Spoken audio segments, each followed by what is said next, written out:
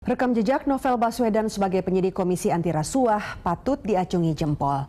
Berbagai kasus korupsi yang melibatkan orang-orang penting di negeri ini tidak lepas dari penyidikan Novel Baswedan. Novel Baswedan adalah penyidik KPK yang berasal dari institusi Polri. Dosa besar Novel kepada Polri adalah pada tahun 2012, Novel ditugaskan KPK untuk menjadi penyidik kasus simulator SIM Korlantas Polri yang berhasil menjerat dan memenjarakan Irjen Polisi Joko Susilo. Nah, pada saat itu Novel langsung dicap sebagai pengkhianat dan hendak ditangkap oleh Polri. Saat itu Oktober 2012, petugas-petugas dari Bareskrim Polri sudah mengepung gedung KPK untuk menangkap Novel.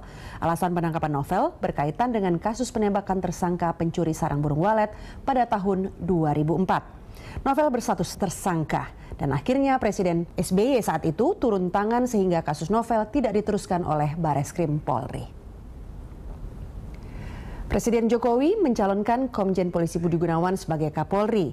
Pimpinan KPK Abraham Samad menetapkan Komjen Polisi Budi Gunawan sebagai tersangka dugaan tindak pidana korupsi yang berakibat Budi Gunawan batal sebagai calon Kapolri. Nah, sejak itu kisruh antara Polri dan KPK kembali meruncing. Polri melakukan penyidikan dan menetapkan tersangka Abraham Samad dalam kasus pemalsuan identitas pembuatan paspor. Bambang Wijoyanto dalam kasus memerintahkan saksi bersaksi palsu dalam sidang MK kasus Pilkada Kota Waringin Barat. Dan kemudian Novel Baswedan kembali disidik dalam kasus penganiayaan yang menyebabkan luka berat.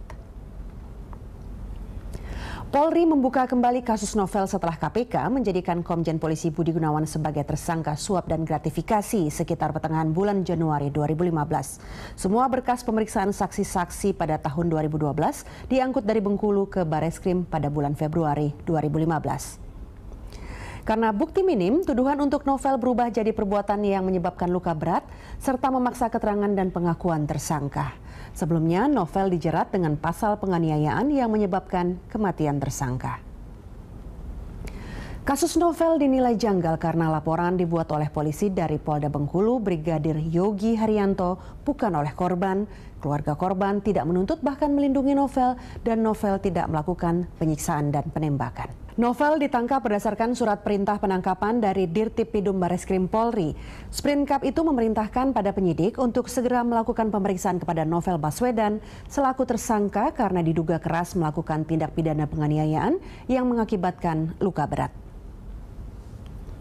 Novel Baswedan merupakan penyidik senior di KPK. Beberapa kasus besar pernah ia tangani, antara lain kasus simulator SIM Korlantas yang menjadikan Irjen Polisi Joko Susilo sebagai tersangka. Kasus korupsi Wisma Atlet yang menyeret nama M. Nazarudin, mantan bendahara umum Partai Demokrat.